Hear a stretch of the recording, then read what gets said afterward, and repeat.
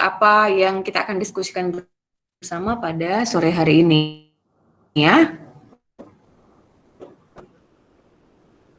Oke, sampai di sini suara saya masih jelas kedengaran ya? Jelas. Jelas, Bu. Jelas, Bu. Agak putus-putus, Bu.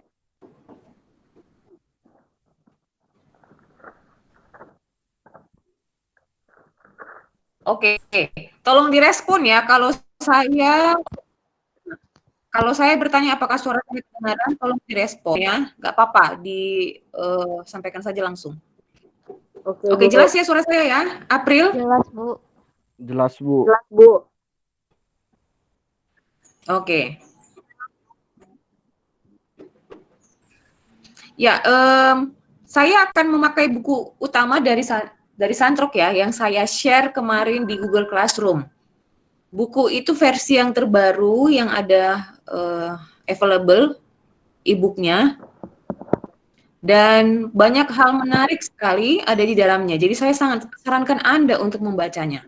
Bahasanya tidak rumit, ya. Bahasanya relatif mudah dimengerti, yang tentunya tidak serumit kognitif ya.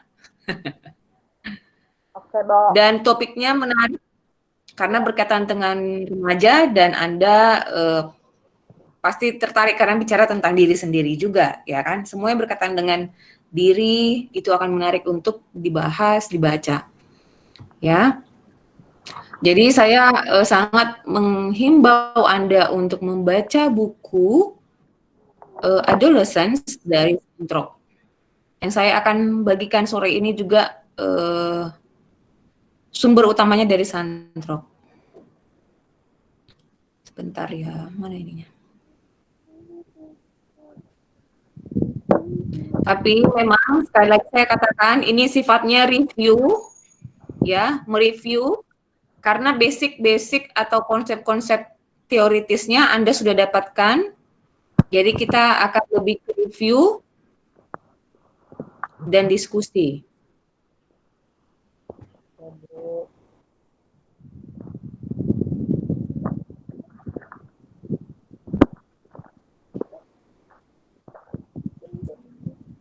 Ya, kita ini santai dan serius ya. Santai, boleh Anda sambil ada cemilan di samping kanan kiri, boleh. Udah, Bu. Oke, Bu. Kopi, susu atau teh atau air putih di samping kanan boleh. Ya, tapi tetap serius.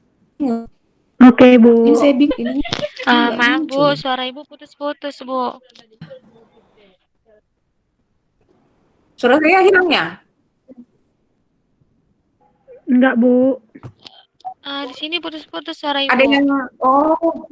Ada yang jelas mendengarkan, ada yang tidak. Putus-putus, Bu.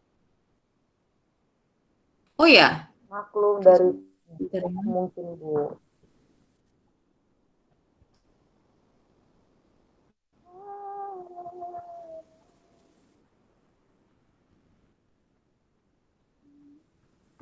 Oke, sudah kelihatan belum slide share-nya? Belum, Bu. Belum, Bu. Belum, Bu. Belum, Bu. Belum, Bu. Belum, Bu.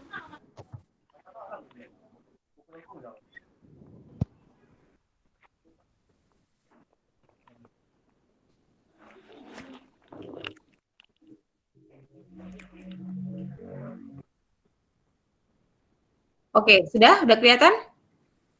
Belum, Bu. Belum, Belum, Bu. Belum, Bu. Belum, Bu. Belum, Bu. Lama dia ya waktu reaksinya ya.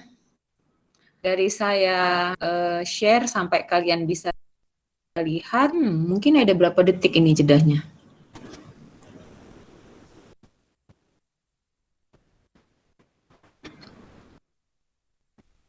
Oke, sudah? Belum, Bu. Belum, Bu. Belum, Bu. Belum kelihatan, Bu. Oke, sambil menunggu kita diskusi sebentar ya. Kita topiknya hari ini mengenai perkembangan psikososial pada remaja. Oke, Ada yang mau memberi pendapat? Apa aja sih topik-topik di dalam perkembangan psikososial ini? Yuk, siapa mau kasih pendapat? Apa yang muncul di benak Anda nih?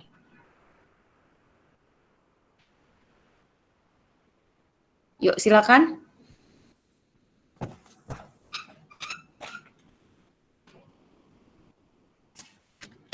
Silakan. Kita diskusi ya, kita boleh sharing di sini ya. Yuk, siapa yang mau ngasih pendapat?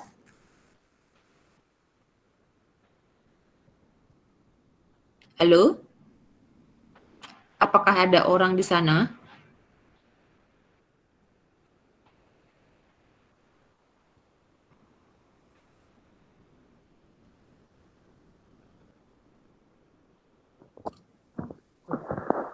Ada yang memberi pendapat?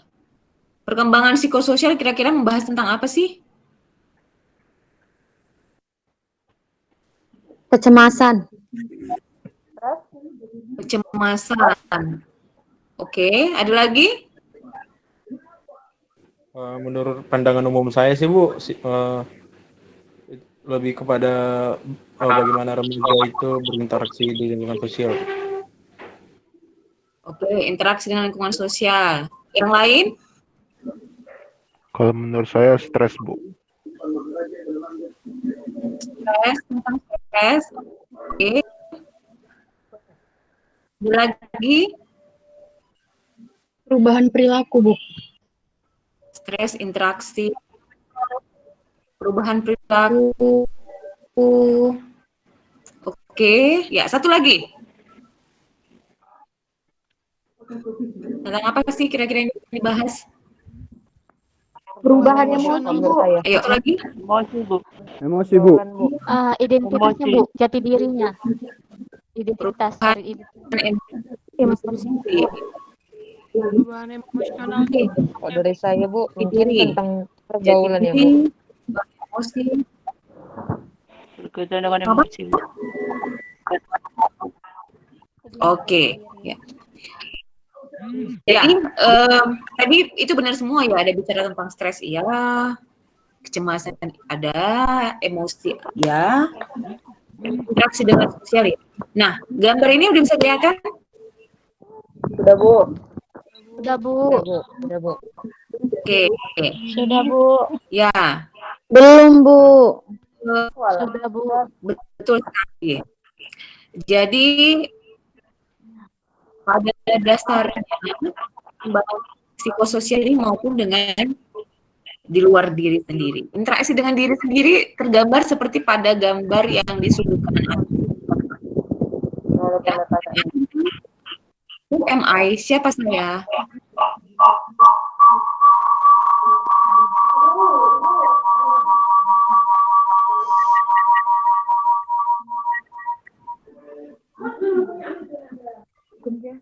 Oke, ya. Siapa sih saya? Aku ini siapa sih sebenarnya? Aku ini orangnya bagaimana sih? Gitu kan? Itu pertanyaan-pertanyaan berkaitan dengan diri sendiri. Ya. Intrapersonal gitu ya. Nah, lalu gambar yang di bawahnya menunjukkan bagaimana interaksi dengan orang tua, dengan lawan jenis. Ayo, kan perkembangan psikososial remaja juga bicara tentang relasi dengan lawan jenis. Juga relasi dengan teman sebaya, ya. Ya Bu. Jadi ini menggambarkan relasi inti ya, lingkungan-lingkungan atau lingkungan sosial yang menjadi tema dalam perkembangan psikososial remaja. Ya, berkaitan dengan diri, relasi teman sebaya, ada relasi dengan lawan jenis, dengan orang tua. Oke, berikut adalah outline umum. Ada 4 bagian besar yang dibahas dalam perkembangan psikososial remaja, yaitu tentang diri, tentang self, tentang identitas, perkembangan emosional. Nah, di sini tadi bicara tentang stres, kecemasan, ya. Lalu perkembangan kepribadian. Nah, ini bagian dari perkembangan psikososial. Ya, ada 4 bagian besar yang akan kita bahas dalam topik mengenai perkembangan psikososial. Yang pertama sekali tentang diri atau the self. Wow, ini pertanyaan yang atau ini tema yang terus ini ya, terus apa namanya ya, terus berkembang gitu dari sejak remaja awal, remaja menengah, remaja akhir sampai Anda menuju dewasa atau sampai kita menuju dewasa. Pertanyaan tentang self ini terus terus ada gitu ya. Jadi kalau kita bicara tentang self, berarti berkaitan dengan pemahaman diri, tapi tidak hanya pemahaman diri, juga pemahaman mengenai orang lain. Ini hal yang baru nih ya dalam buku Santrok 2016 ini. Jadi pemahaman diri juga pemahaman terhadap orang lain. Topik kedua tentang self itu adalah mengenai self esteem dan self concept. Ya, ini udah konsep yang udah sering sekali Anda dengar ya. Dan yang ketiga mengenai self regulation atau regulasi diri. Ya, ini topik yang paling krusial dalam membahas tentang diri. Oke. Berikutnya, kutipan ini ada yang sudah, ini udah bisa dilihat belum sama kalian? Slide Sudah, Bu. Sudah, Bu. Udah kelihatan? Oke. Ya. Ada yang bisa mencoba mengartikan kutipan ini? Know thyself, for once we know ourselves. We may learn how to care for ourselves, but otherwise we never shall. Ada yang bisa ngasih pendapat? Ini kira-kira apa sih maknanya?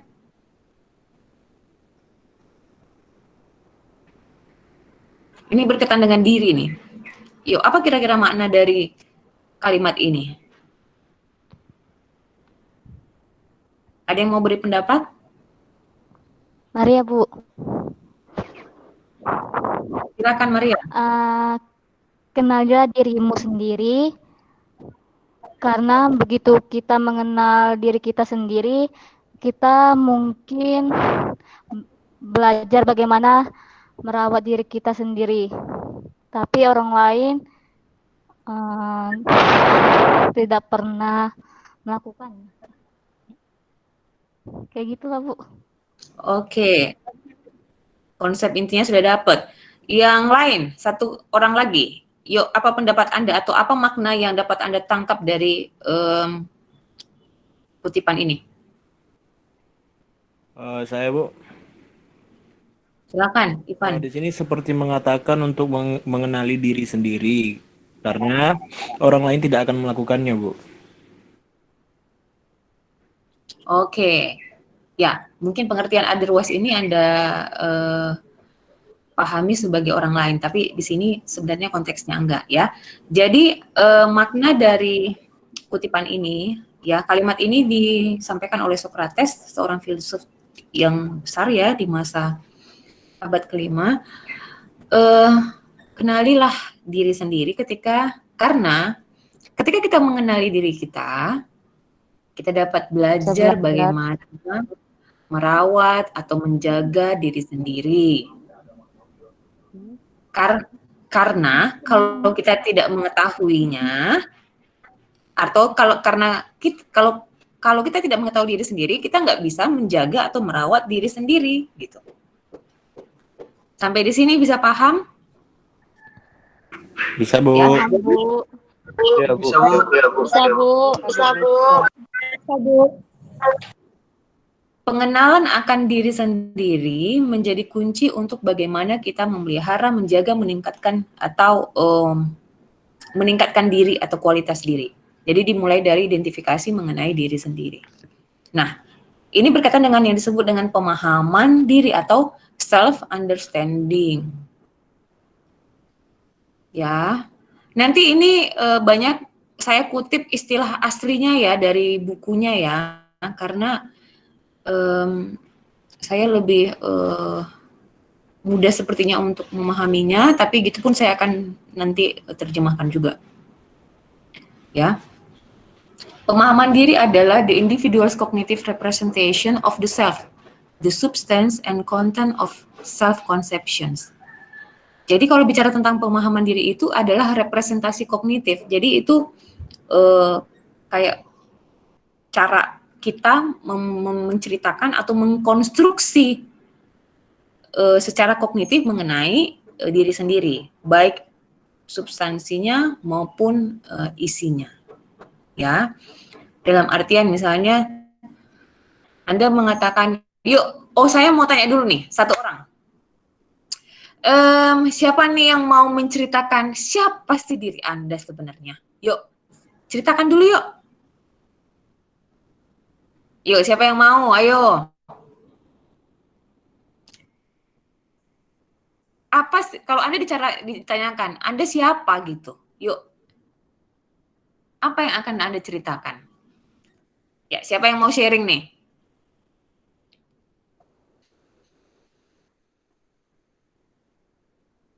Yuk, siapa yang mau sharing?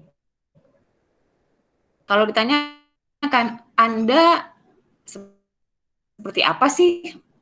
Atau siapa Anda? Anda akan jawab seperti apa? Yuk. Silakan. Ini representasi kognitif ya. Anda mencitrakan, Anda mengkonstruksi diri Anda seperti apa. Yuk. Siapa yang mau? Ya, silakan. Sebutkan nama.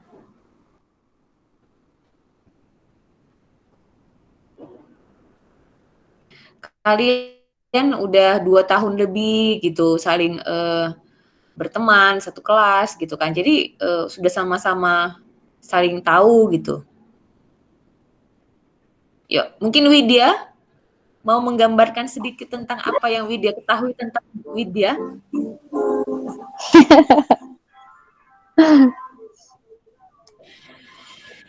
Jadi kita memperkenalkan diri ya, Bu. Ayo Kak Wid. Iya. 4 kali lah si Nanda nih. Perkenalkan, nama saya Widya Stefani dengan NPM 179068. Saya ingin memperkenalkan diri saya. Saya sendiri, saya anak tunggal dari Ibu Lydia Pikauli dengan Bapak Surya Mercu Gregory.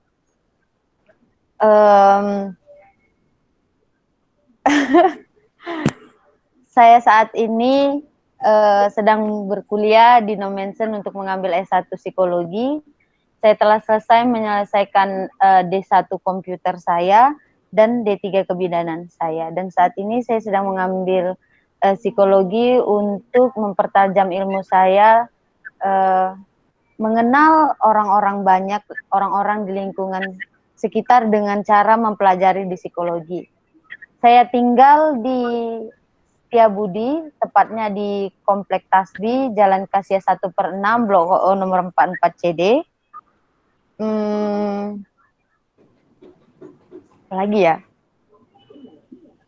Ini membahas tentang kemananya, Bu? Ke diri kita itu dari kecil atau kayak mana, Bu? Oh, ya udah cukup itu aja dulu, ya. Cukup itu aja, oke.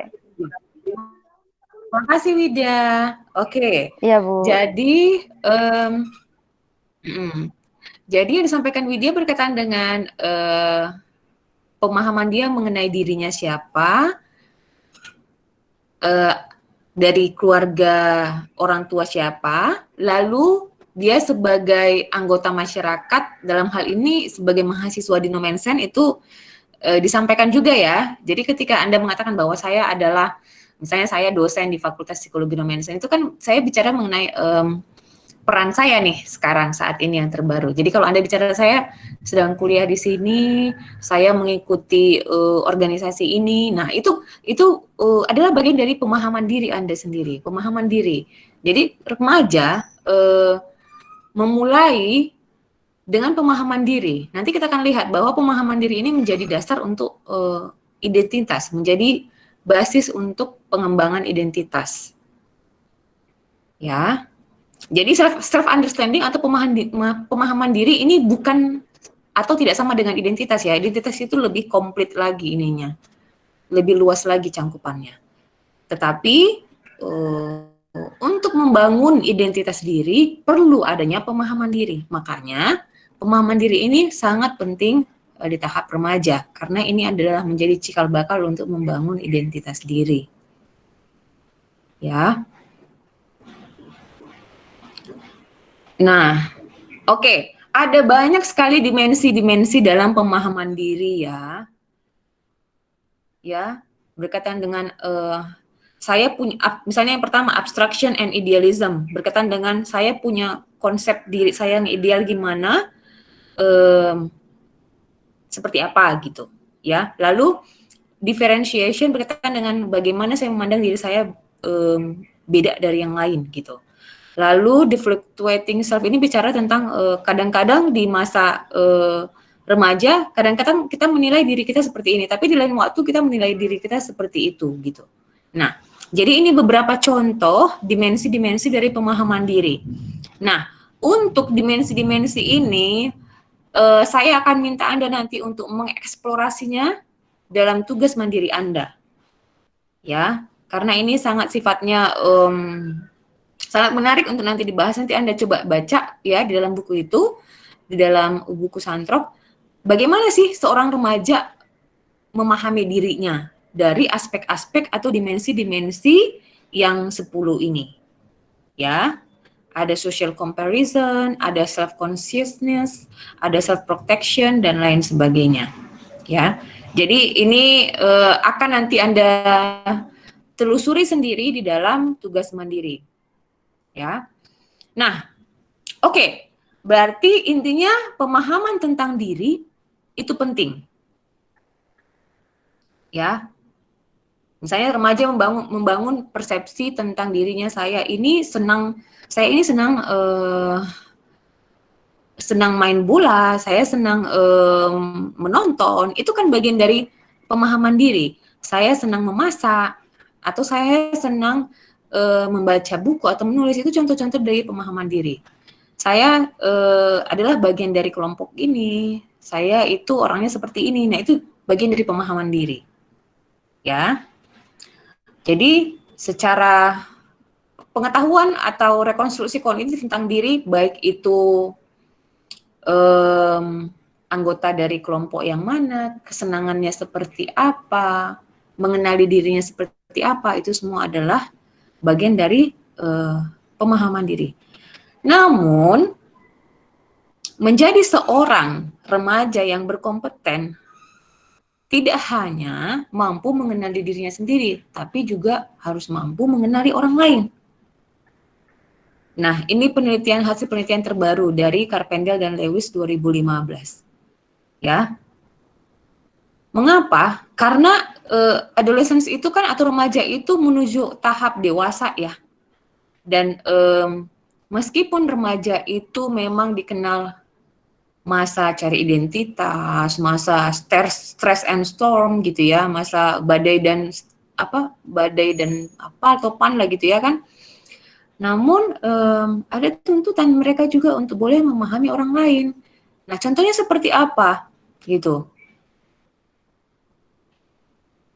Nah, ini dia. Yang pertama, misalnya dalam hal perceiving others' traits, artinya menerima orang lain seperti apa gitu. Nah, Anda coba ingat-ingat waktu Anda dari SMP, SMA sampai sekarang. Kita belajar ya untuk menerima bahwa misalnya orang tua saya sepertinya memang demikian adanya gitu. Atau dosen yang itu ya memang seperti itu ininya, sikapnya atau sifatnya misalnya. Ya. Jadi perceiving others' trait artinya mencoba memahami orang lain. Memahami bahwa orang lain itu juga kompleks gitu. Anda misalnya pemikiran bahwa oh, ibu itu sebenarnya baik, cuma mungkin dia ada masalah, makanya dia seperti itu. Nah, pemikiran seperti itu adalah menyadari bahwa orang lain itu pun situasinya bisa kompleks gitu, bisa rumit gitu. Jadi mencoba memahami orang lain, dan bahwa ya orang lain juga, pernah nggak Anda mulai menyadari bahwa si Anu itu kalau ngomong sama aku seperti ini, tapi kalau di depan dosen begini. Pernah nggak seperti itu kira-kira? Nah, itu contoh dari perceiving others trait. Ya. Nah, hal lain untuk memahami orang lain adalah kemampuan perspective taking, yaitu the ability to assume another person's perspective and understand his or her thoughts and feelings. Ya. Misalnya, ini berkaitan dengan kita mampu memahami situasi orang lain. Oh, dia kayaknya situasinya sedang sulit, makanya dia seperti itu tuh sikapnya sama kita gitu. Nah, itu contoh perspective taking. Kita mencoba memahami dari sudut pandang orang lain. Ya. Lalu, keterampilan yang ketiga dalam memahami orang lain adalah social cognitive monitoring. Ya. Adolescents monitor their social world more extensively than they did when they were children. Misalnya, dibanding ketika usia kanak-kanak, seorang remaja, ya, ketika dia berkembang dalam tahapan remajanya, dia semakin aware mengenai dunia sosial dibanding waktu dia kanak-kanak. Waktu kanak-kanak mungkin lebih ke ya bermain gitu ya, bermain, kurang paham nih kalau teman kita sedang nangis itu artinya apa gitu ya, atau kurang paham kalau si ini sedang marah gitu. Waktu kanak-kanak, tetapi ketika remaja sampai dengan remaja akhir, kita kan belajar untuk apa ya, memahami, oh kalau raut wajah seperti itu artinya dia sedang marah, atau dia sedang tidak senang, atau dia sedang tidak mau untuk diganggu. Nah, seperti itu. Ya, juga monitoring terhadap diri sendiri. Oh, kayaknya aku nih kalau mau minta tolong sama si Katarina, aku harus lihat sikon dulu nih gitu. Nah, itu bagian dari social cognitive monitoring. Jadi kita memonitor pemahaman sosial kita, pemahaman kita tentang orang-orang di sekitar kita. Ya, jadi ternyata masa remaja itu tidak hanya perlu memahami diri, tapi juga belajar memahami orang lain. Nah, ada remaja-remaja yang mungkin di tahap ini smooth gitu ya, tapi ada mungkin remaja-remaja yang kurang smooth. Nah, itulah menjadi tantangannya juga ya, karena ada pasti perbedaan-perbedaan individual. Ya. Oke, jadi itu tadi tentang pertama mengenali diri dan mengenali orang lain. Konsep kedua atau topik yang kedua tentang diri adalah self-esteem dan self-concept. Oke. Apa yang dimaksud dengan self-esteem? Ayo, siapa yang mau memberi tanggapan? Coba kaitkan dengan apa yang Anda pelajari di psikologi sosial dan kawan-kawan. Apa yang dimaksud dengan self-esteem? Ayo, coba di-refresh lagi, diingat-ingat lagi. Siapa yang mau beri pendapat? Apa sih self-esteem?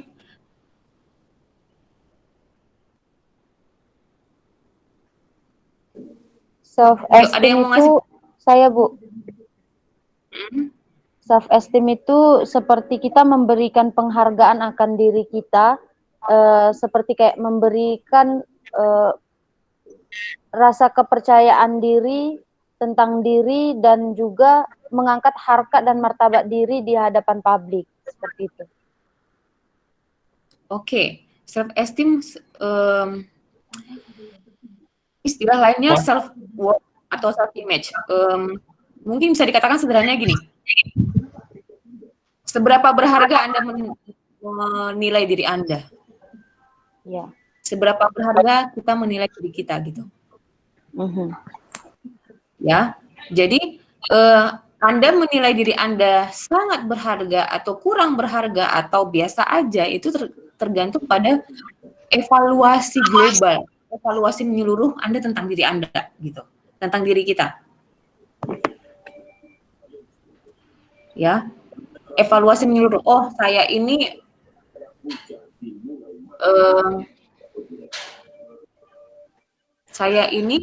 sepertinya tidak penting gitu. Atau saya ini sepertinya di keluarga saya kurang di. Nah, itu tuh penilaian mengenai diri secara umum. Nah, beda sama self concept. Kalau self concept evaluasi dalam hal-hal tertentu atau ada domain-domainnya tersendiri. Makanya misalnya kalau dalam akademik ada namanya academic self concept, yaitu penilaian individu atau penilaian siswa mengenai kemampuan akademiknya. Ya, jadi dia lebih spesifik. Sering sekali self esteem ini dikaitkan dengan ini ya, dengan kebahagiaan atau dengan individu itu atau remaja itu menjadi pribadi yang bahagia atau menjadi pribadi yang cenderung depresi dan lain sebagainya. Ya, jadi penilaian utuh tentang diri ini sangat penting karena ini mempengaruhi bagaimana individu memaknai saya ini bahagia apa enggak sih, gitu. Ya. Nah, kalau self concept kan bicara tentang hal-hal yang spesifik, misalnya dalam kemampuan akademis, ya. Oke, nanti bisa dibaca lagi, dielaborasi lagi dari buku. Nah, self esteem itu rupanya ada yang menarik. Ternyata self esteem itu, saya baca ada kecenderungan untuk remaja self esteem perempuan lebih rendah daripada laki-laki. Ini menarik. Ada beberapa riset yang menunjukkan hal itu. Nah ini, ya itu hal menarik. Kalau Anda mau lagi apa silakan. Mungkin itu jadi insight bagi Anda nanti untuk sempro seminar proposal silahkan ya. Jadi ini ada penelitian mengenai self esteem dalam rentang kehidupan. Coba Anda lihat ya. Ini grafik ini bagian sumbu yang ke kanan, sumbu mendatar itu bicara mengenai usia, lalu yang ke atas atau yang vertikal itu bicara tentang core self esteem, ya. Yang biru ini untuk laki, garis biru laki-laki, garis yang orange perempuan. Ya, Anda bisa lihat bahwa lihat dari usianya. Cenderung ada penurunan tentang self esteem ini ketika remaja. Ya, dari usia 9 tahun saat ke usia 13, 17 menurun gitu. Baik yang perempuan atau laki-laki sama. Tetapi Anda bisa lihat skor perempuan lebih rendah dari laki-laki.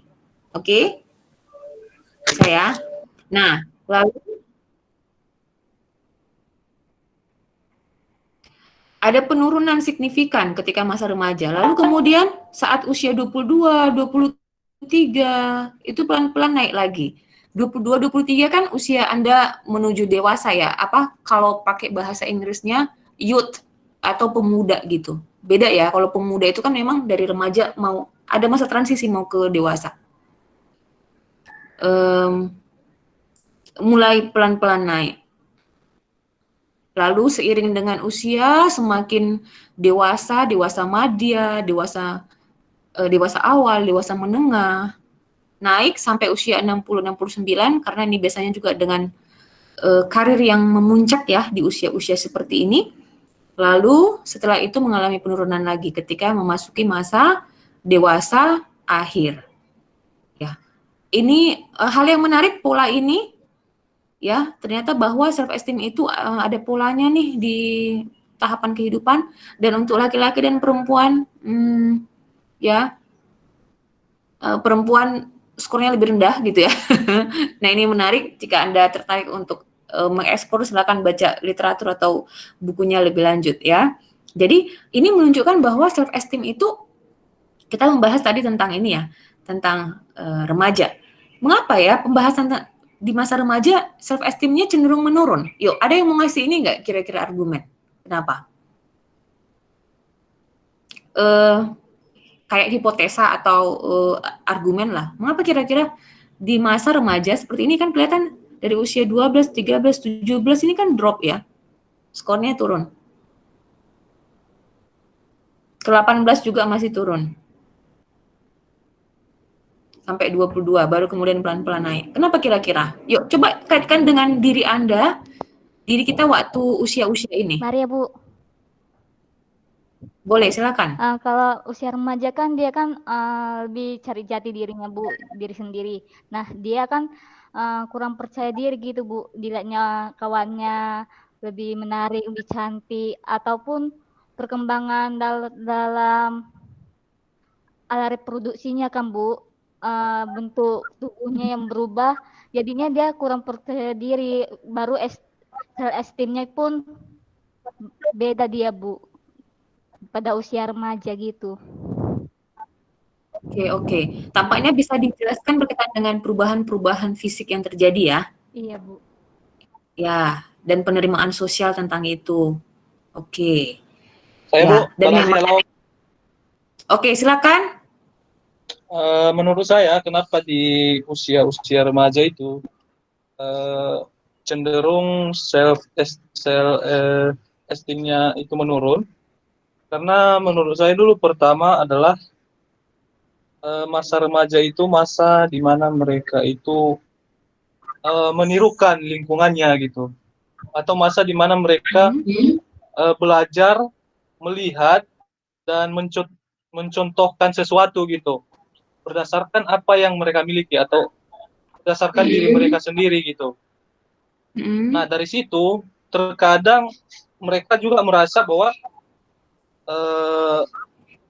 oh ternyata begini ya apanya ya, beginilah orang lain yang seharusnya bagus untuk saya contoh, dan pada akhirnya dia merasa bahwa dirinya itu harusnya seperti itu gitu. Dia tidak merasa percaya diri terhadap apa yang, karena memang itu adalah masa di mana mereka menirukan orang lain juga. Gitulah. Nah, kemudian ya. Jadi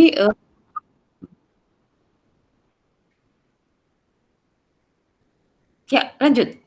Kemudian berikutnya adalah saya punya prinsip yang berbeda juga, yaitu faktor lingkungan. Faktor lingkungan bisa mempengaruhi bagaimana individu tersebut self esteem-nya menurun atau naik. Bisa jadi pada masa remaja pun remaja bisa saja self esteem-nya itu naik karena mungkin faktor ekonomi keluarga, kemudian faktor lingkungan yang juga baik, dan dia merasa percaya diri terhadap apa yang dia miliki saat itu gitu. Itu saja sih dari saya. Terima kasih. Oke, ya. Jadi ada beberapa ini ya, hipotesis ya, yang kita coba ini kan kita kaitkan dengan pemahaman kita mengenai konteks remaja. Ya, pada waktu itu berkaitan dengan perubahan fisik, ada juga kaitan dengan lingkungan ya. Jadi ini mungkin beberapa hipotesis yang bisa kita mungkin kalau Anda tertarik Anda bisa lanjutkan pada penelitian ini. Ya. Tapi ini suatu fakta yang menarik ya. Nah, benar sekali bahwa self esteem juga berkaitan dengan lingkungan. Nanti kita akan melihat bahwa peran lingkungan juga sangat krusial. Oke. Mungkin tambahan dari saya satu Bu. Silakan Satu Anda. aja. Oh, Katarina. Katarina Bu. Ya, silakan. Tambahan dari Balazi dan juga dari siapa tadi yang mengajukan? Maria. Intinya yang saya dapat adalah di masa remaja itu terjadi krisis identitas. Jadi gimana krisis identitas itu terjadi secara sosialnya, secara dia dalam bergaul, berinteraksi, dan juga dalam pola asuhnya juga. Nah, disitulah terjadi krisis identitas tadi yang udah dijelaskan sama Maria dan Balazi. Mungkin itu sih Bu dari saya. Oke, ya. Jadi merupakan karena self esteem berkaitan dengan penilaian umum tentang diri ya. berkaitan juga dengan krisis identitasnya ya. Nah, ini akan kita singgung mengenai identitas. Tadi bicara tentang self, pertama tentang memahami diri dan orang lain, kedua konsep self esteem dan self concept, dan yang ketiga mengenai identitas ya. Jadi identitas ini sangat complicated sebenarnya ya. Ya. Jadi kita akan bahas tentang konsep Erik Erikson. Ini kayak review aja ya. Lalu ada status identitas, perubahan dalam identitas dan konteks sosial, juga ada identitas dan intimasi. Oke, bisa kita lihat bahwa identitas ini yuk seperti ini.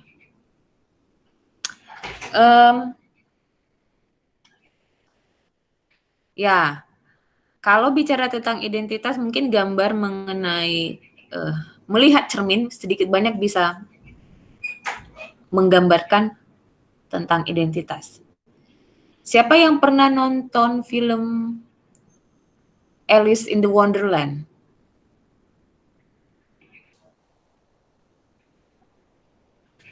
Ada yang pernah nonton?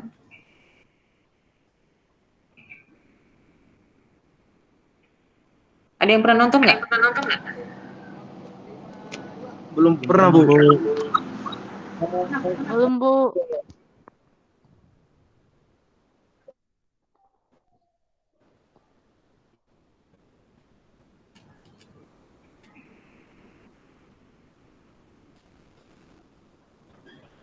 Ya, ini semacam satu segmen aja sih dari film itu.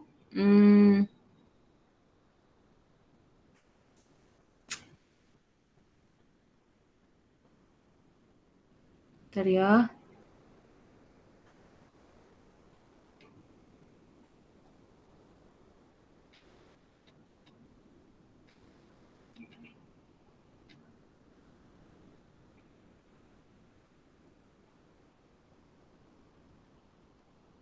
Oke, ini ada pertanyaan, Alice itu usia dalam filmnya itu kayaknya usia remaja ya, anak-anak menuju remaja ya gitu ya.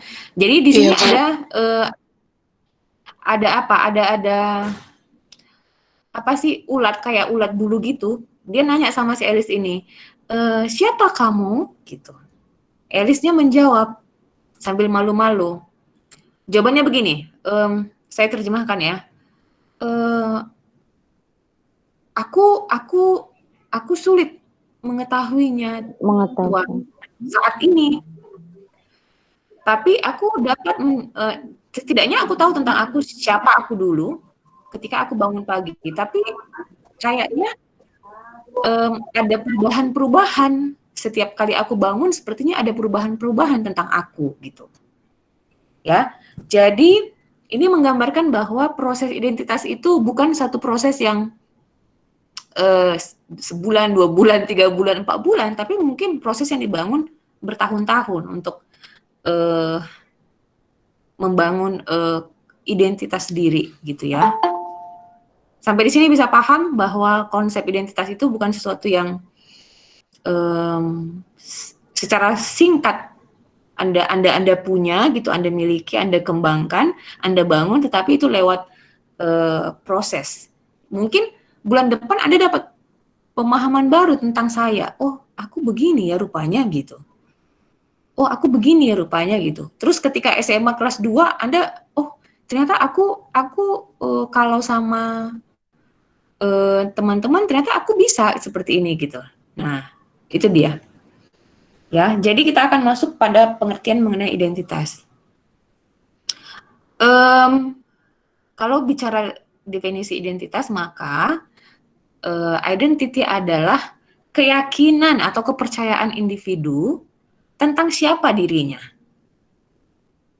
Who you believe you are gitu. Ya, representing a synthesis and integration of self-understanding. Jadi, ini kita kaitkan dengan self-understanding yang tadi ya. Jadi, saya yakin saya ini orang yang seperti ini karena saya belajar memahami diri saya dari kemarin-kemarin. Makanya aku bisa katakan bahwa aku itu seorang yang pekerja keras, aku itu dapat dipercaya, misalnya kayak gitu. itu kan identitas ya, suatu penilaian tentang saya siapa gitu. Keyakinan tentang saya siapa.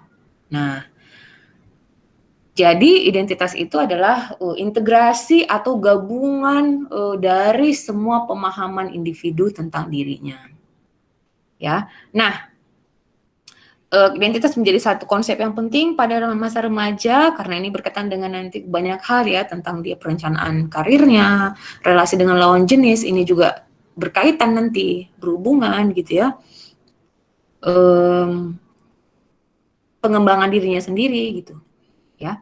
Oke, kalau kita bicara tentang identity versus identity confusion, ini teorinya Erikson ya, sudah paham ya? Ya, seperti apa? Ada yang mau ini flashback atau review identity confusion dengan identity itu di tahap keberapa? Oh, ini udah ada tulisannya, tahap kelima dalam perkembangan psikososial ya. Apa yang menjadi cirinya coba di tahap ini? Yuk, ada yang mau ngasih pendapat?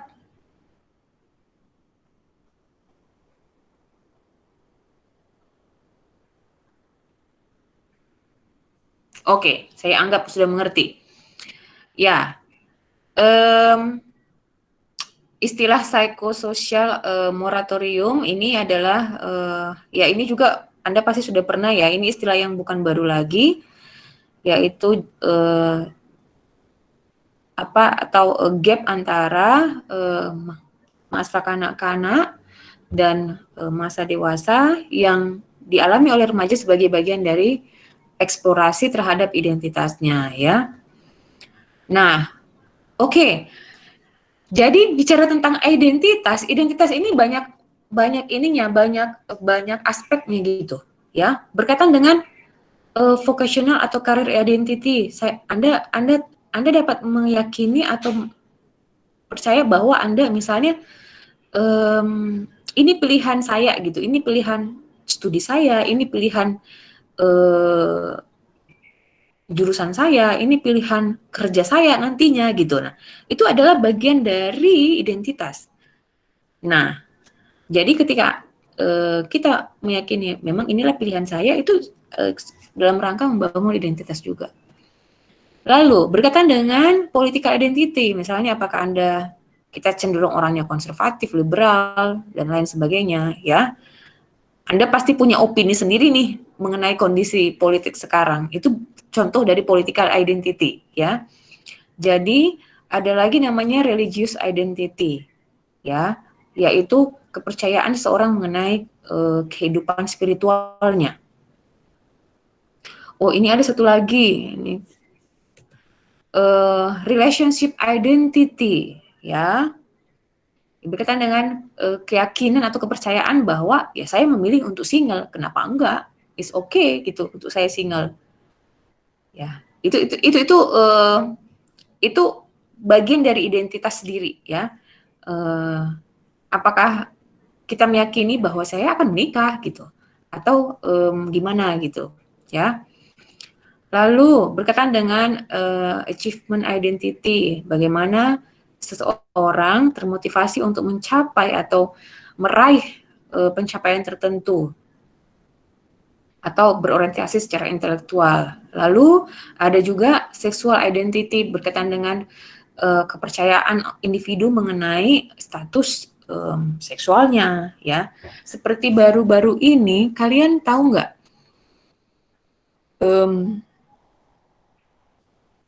desainer Indonesia Oscar Lawalata yang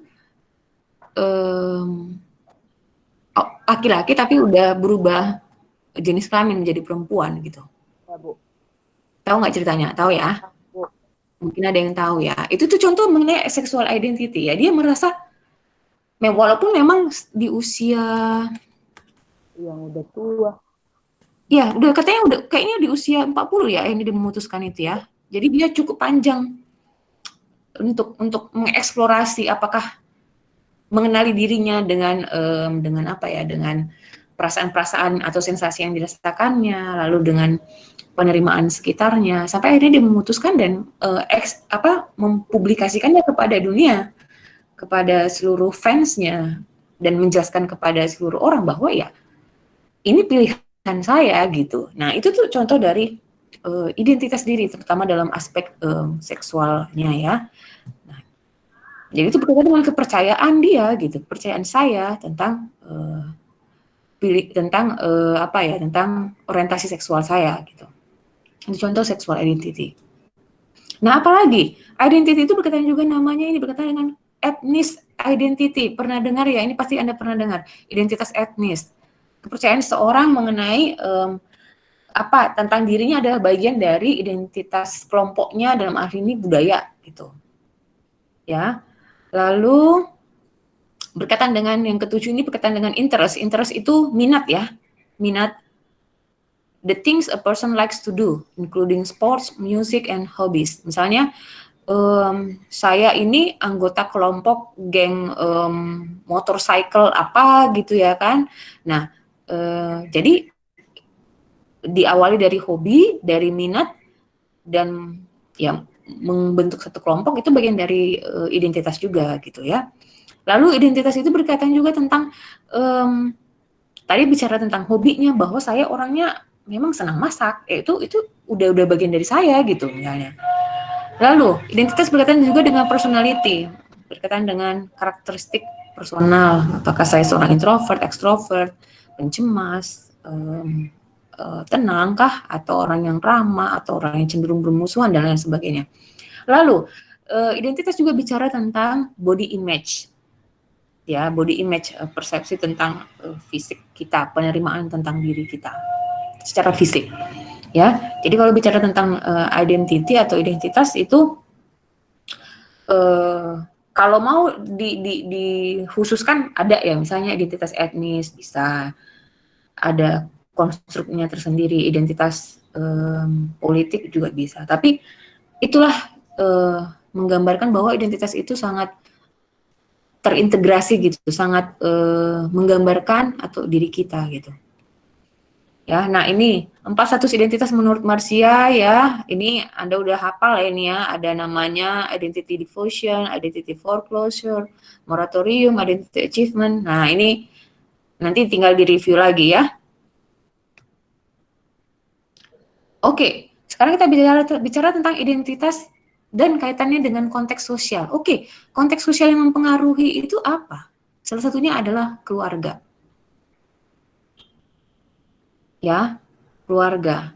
Apanya dari keluarga itu? Nah, ini hasil dari penelitian oleh Res and Yunis, salah satunya ya, ini bukan satu-satunya. Jadi penelitian banyak dilakukan mengenai keluarga. Keluarga ini kan banyak aspeknya.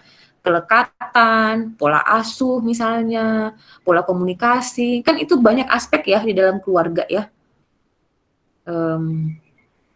Nah, penelitian oleh Res and Yunis 2004 mengatakan bahwa pola komunikasi yang buruk antara anak atau antara remaja dan ibunya itu akan jadi cenderung kurang positif perkembangan identitas anak atau remajanya jika pola komunikasinya buruk antara ibu dan remaja.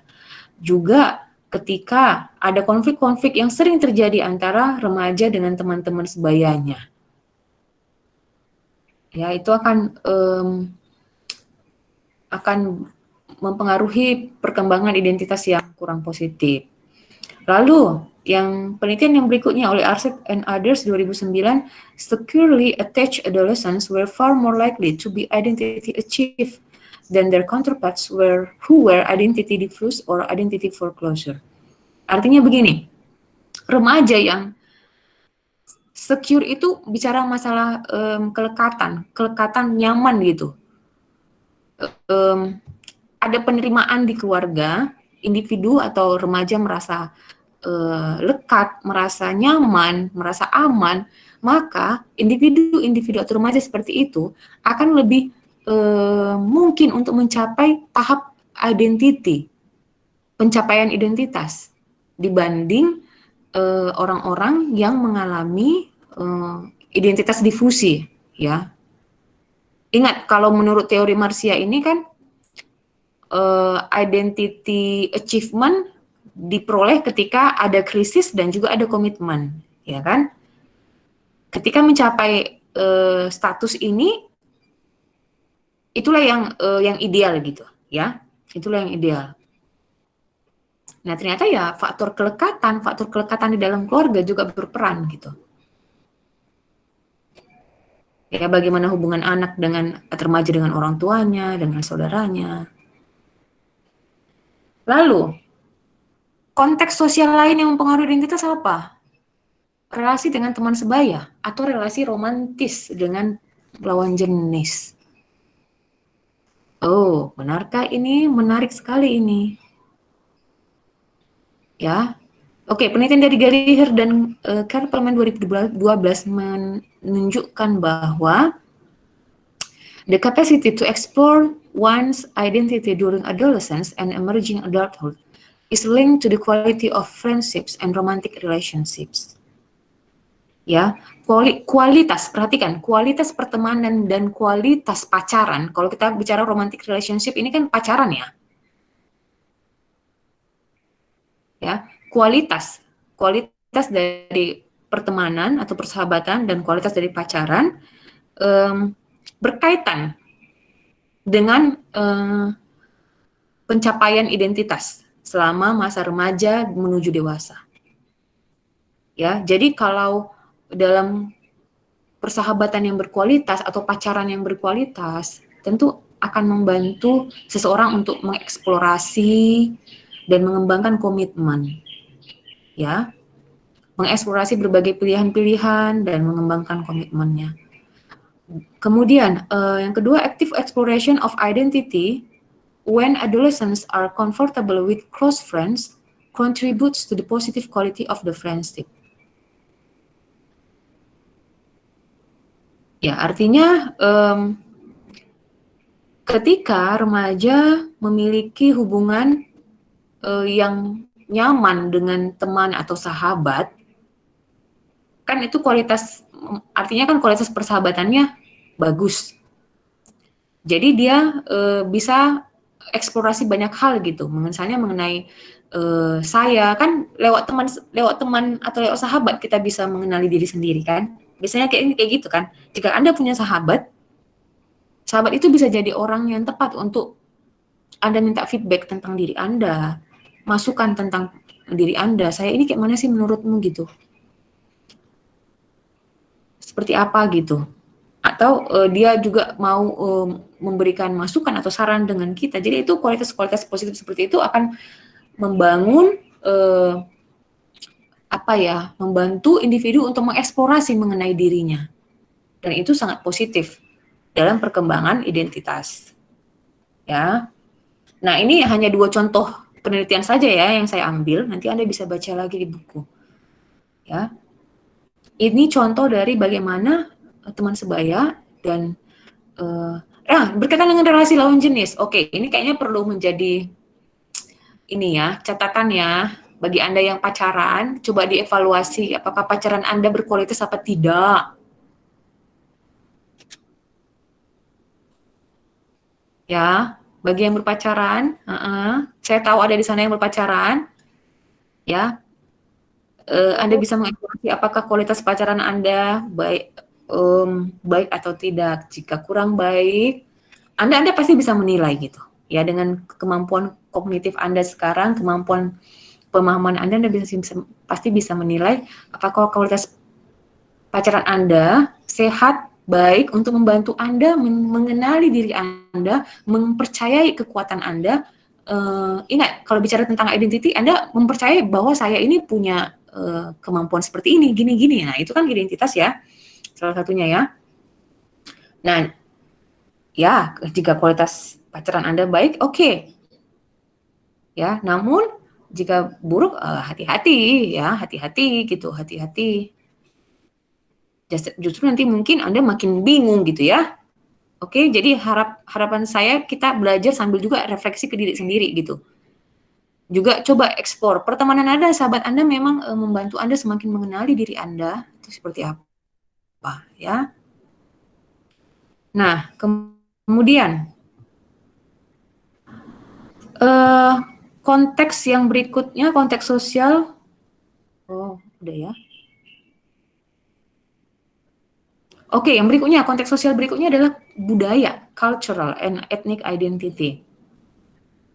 Oh, ternyata ada aspek budaya ya yang membentuk identitas juga. Ya, ada. Ya.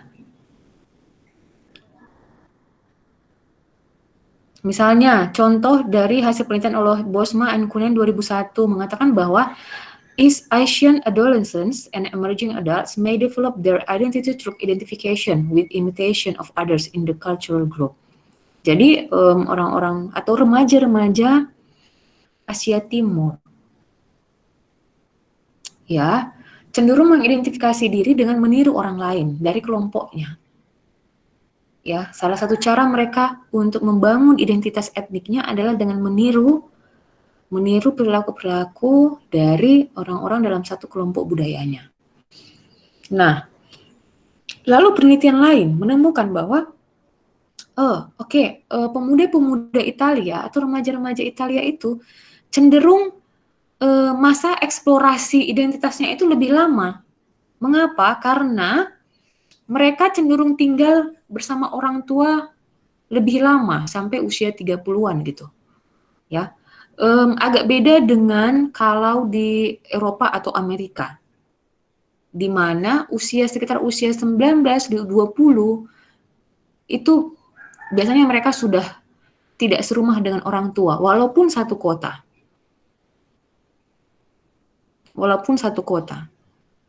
Ada budaya seperti itu gitu. Ya. Nah, jadi perbedaan cultural seperti itu ya cukup mempengaruhi perkembangan identitas. Nah, itu contohnya. Ya. Nah, kemudian, tadi kita bicara identitas, lalu yang merupakan bagian dari apa tadi? Ya, tentang self ya, yang pertama tadi ya, tentang self. Nah, sekarang kita bicara tentang perkembangan emosional. Perkembangan emosional di dalam remaja. Nah, ada 4 bagian besar, saya akan review sedikit. Ini definisi emotion atau emosi, yaitu tentang feeling atau perasaan, afeksi yang terjadi dalam atau keadaan atau dalam interaksi dengan orang lain berkaitan dengan kesehatan mental ya atau kesejahteraan psikologisnya. Ya, ada banyak jenis emosi, emosi positif, emosi yang sifatnya negatif ya. Nah, kaitannya dengan self-esteem ada loh rupanya gitu. Emotion is closely connected to self-esteem. Bagaimana emosi-emosi yang kita rasakan itu mempengaruhi penilaian kita tentang diri kita secara umum. Ya. Emosi yang negatif sering berhubungan dengan low self-esteem atau self-esteem yang rendah. Ya. Sementara positive emotions seperti sukacita, gembira ya, berkaitan dengan high self-esteem. Ya, jadi ini hasil penemuan yang mengatakan bahwa emosi-emosi yang negatif seperti sedih, marah gitu ya, itu ya kan sedih, menangisi diri, menangisi keadaan itu kan akhirnya dapat berkaitan dengan penilaian diri yang rendah ya tentang saya gitu, tentang diri saya gitu, menilai diri saya kurang tepat untuk bahagia dan lain sebagainya gitu. Tetapi positive emotion atau emosi-emosi positif seperti optimis, bahagia, joy gitu ya, atau emosi positif lain, bersyukur ya, itu juga berhubungan dengan high self-esteem. Nah, bagaimana sih perkembangan emosi di masa remaja? Coba Anda ingat-ingat waktu Anda misalnya baru-baru di SMA ya sampai dengan sekarang, mungkin Anda dulu atau SMA lebih gampang marah gitu ya, iya enggak? Atau sekarang lebih gampang marahnya? Ada enggak yang ngerasa beda? Anda lebih gampang marah waktu SMA, SMP atau waktu mahasiswa? Ada yang mau cerita nggak tentang pengalaman emosinya waktu SMA atau SMP?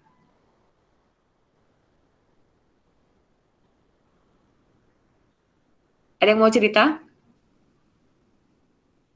Ya, jadi menurut Rosenblum and Lewis 2003, pada saat Anda usia remaja, kita remaja awal, early adolescence, itu kan kayak naik turun moodnya ya, bisa naik turun cepat ya. Misalnya pagi hari senang, terus siang sampai siang, terus tiba-tiba sore nangis gitu. Ada yang pernah seperti itu? Pasti ada ya, pasti ada. Jadi itu memang merupakan salah satu ciri perkembangan emosi di masa remaja. Jadi ada fluktuasi emosi yang terjadi sering gitu, secara sering. Nah, seiring dengan perkembangan usia, kita udah mulai bisa mengontrol emosi tersebut, ya. Nah, jadi itu dapat dikaitkan juga dengan hormon ya. Nanti Anda bisa baca juga, itu ada kaitannya juga dengan hormon, tapi juga ada kaitannya dengan konteks sosial di mana kita berada. Nah, jadi istilah storm and stress pada waktu remaja itu terlalu stereotip sih. Kalau beberapa buku ya yang minggu lalu saya udah bahas juga ya, bahwa remaja itu nggak selalu kok identik dengan bermasalah, no gitu. Karena ada juga remaja-remaja, banyak juga remaja-remaja yang dapat menghandle misalnya emosinya dengan baik, dengan smooth gitu. Yang dapat mengatasi dalam masa identitasnya berlangsung dengan baik karena lingkungan sosialnya juga mungkin membantu ya, mendukung.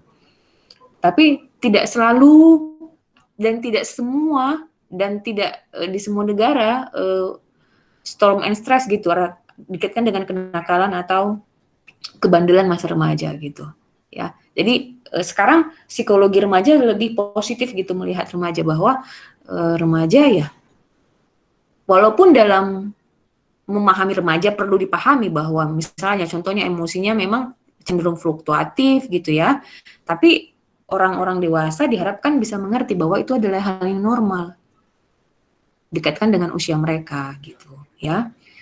Nah, jadi penelitian yang dari Larson and Richard juga mengatakan bahwa adolescents report more extreme emotions and more fleeting emotion than did their parents. Artinya memang gini, dibandingkan dengan orang tua kan sudah lebih mampu mengelola emosinya ya. Remaja mereka lebih lebih ekstrim emosi yang dirasakan. Misalnya merasa tidak senang atau kecewa sama orang tua, ekspresinya langsung gimana gitu ya, misalnya langsung dengan menutup pintu kamar, mengunci kamar, berdiam di kamar lama-lama gitu, dipanggil nggak mau gitu. Itu kan contoh dari ekspresi emosi remaja. Nah, itu ekstrim lah sifatnya kalau seperti itu ya. Ada yang seperti itu misalnya. Nah, ya ini contoh bahwa memang remaja ya memang mengalami fluktuasi emosi, lalu lebih ekstrim emosi-emosi yang dirasakan. Ataupun ketika senang sangat histeris gitu ya, ketika sangat bahagia sangat menunjukkan ekspresif sekali, bisa sangat riang, sambil menyanyi-nyanyi dan lain sebagainya. Itu contohnya juga, ya.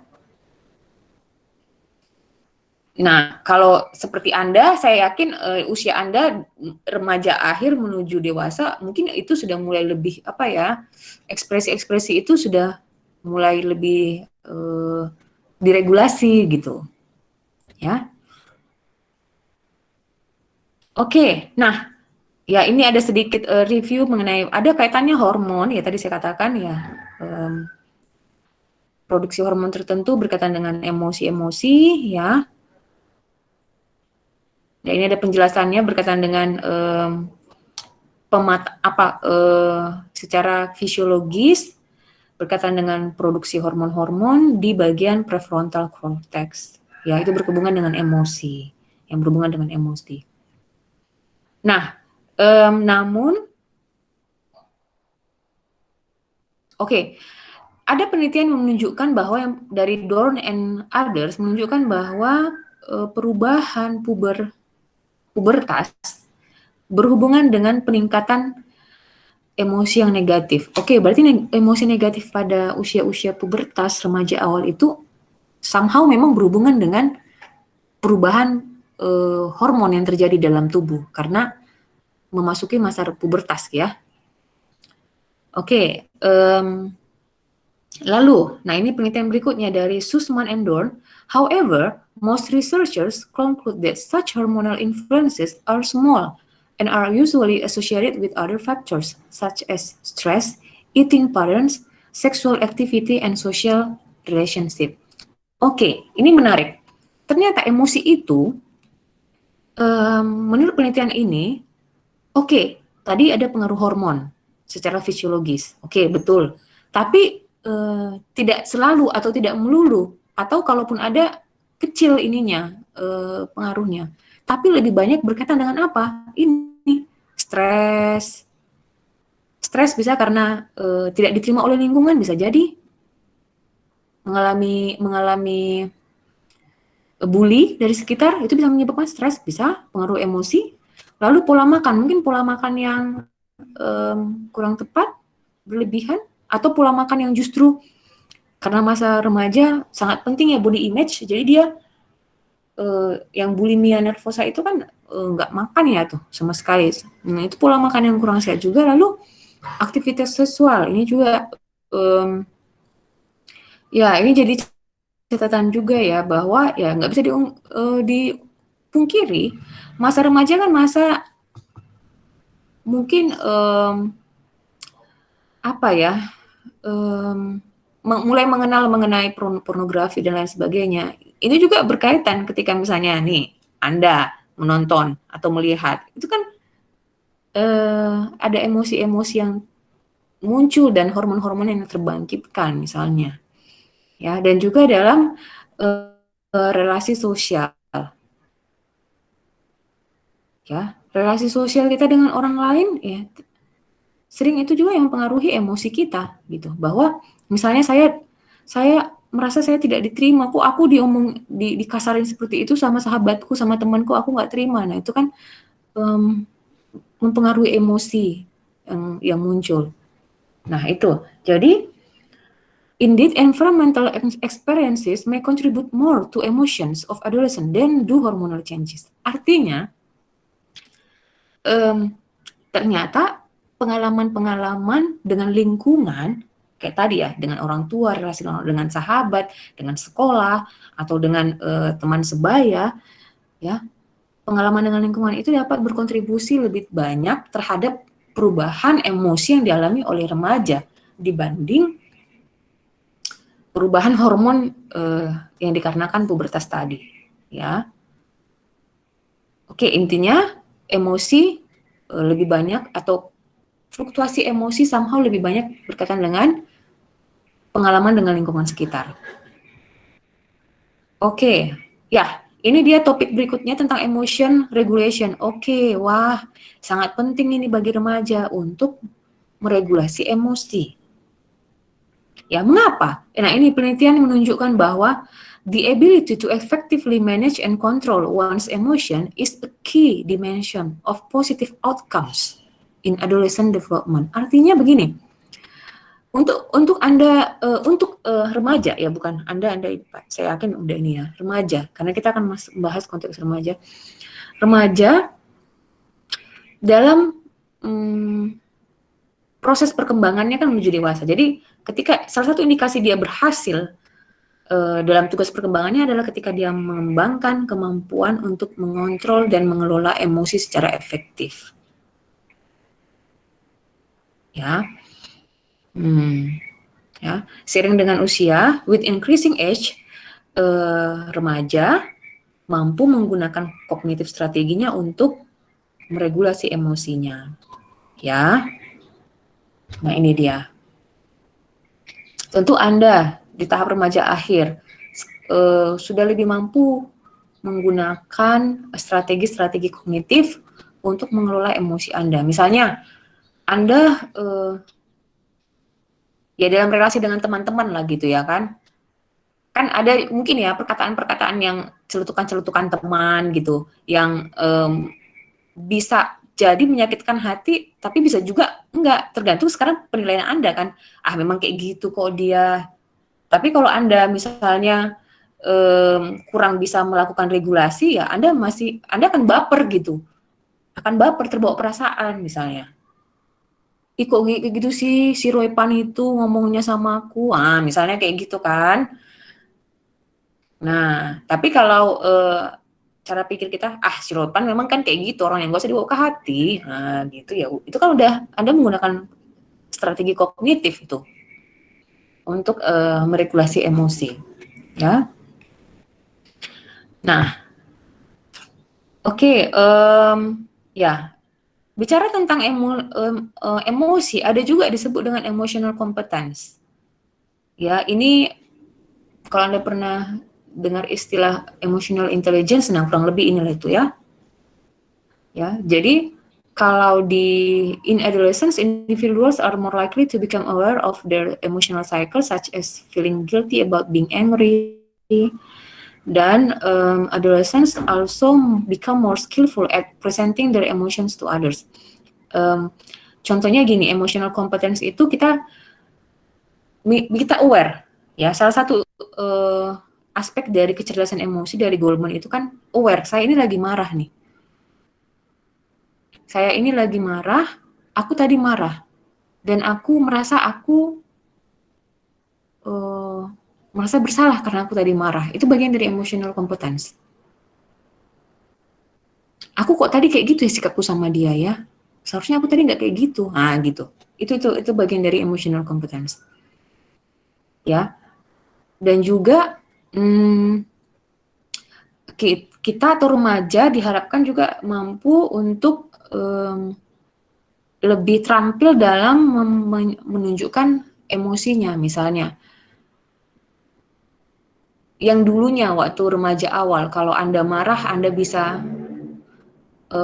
sambil berteriak gitu ya, atau memaki, atau berteriak pada seseorang. Nah, ketika sekarang misalnya udah remaja akhir, Anda udah mampu nih untuk ketika marah, udah mampu tidak teriak lagi gitu. Itu artinya Anda sudah lebih terampil untuk menunjukkan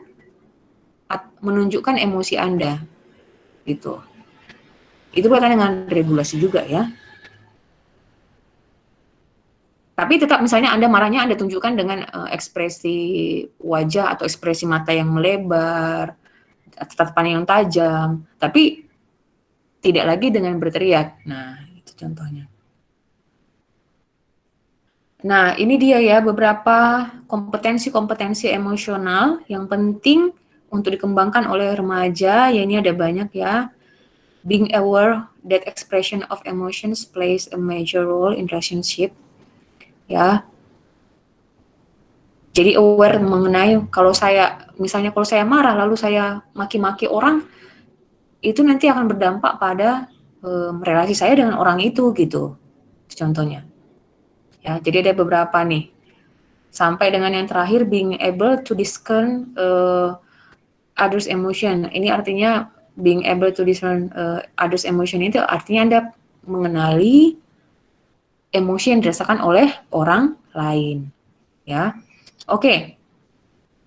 Nah, ini perkembangan kepribadian, tentang kepribadian temperamen ini sudah katem ya. Seharusnya Anda sudah paham betul ini. Kita hanya review saja.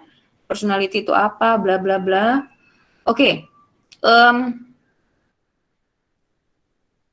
Baik, Big Five personality ini sudah tahu ya. Ya, ini hanya review.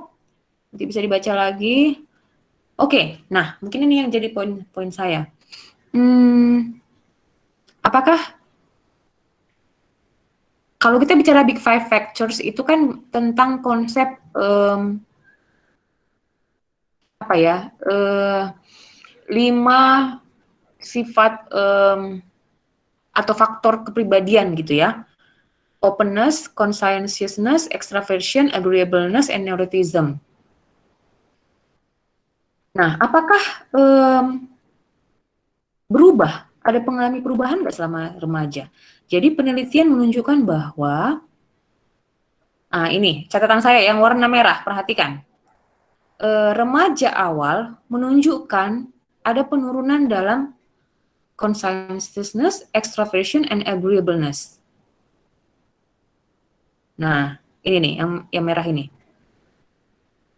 Ya, jadi ketika Anda remaja awal nih, coba ingat-ingat lagi, Anda menurun dalam conscientiousness itu, misalnya disiplin, ketelitian, komitmen, menurun dalam hal-hal itu yang menunjukkan conscientiousness. Menurun extraversion, mengekspresikan diri, ya, agreeableness, konformitas terhadap aturan, taat terhadap peraturan. Nah, pada masa remaja awal ini mengalami penurunan. Makanya mungkin pada masa ini muncul masalah-masalah kayak di sekolah, misalnya bolos sekolah. Karena kan bolos sekolah itu menunjukkan tidak taat kepada aturan main, ya kan? Aturan main yang berlaku. Nah, tapi akan berubah gitu, pola ini berubah. Ketika remaja akhir dan menuju dewasa, mulai berubah. Conscientiousness-nya semakin berkembang, agreeableness-nya semakin berkembang. Nah, mengapa berubah? Silakan Anda cari tahu kenapa kira-kira atau polanya bisa begitu. Ya. Oke, bicara tentang kepribadian, satu aspek yang penting adalah optimisme. Nah, ini menarik ini. Optimisme ini satu kajian psikologi positif ini.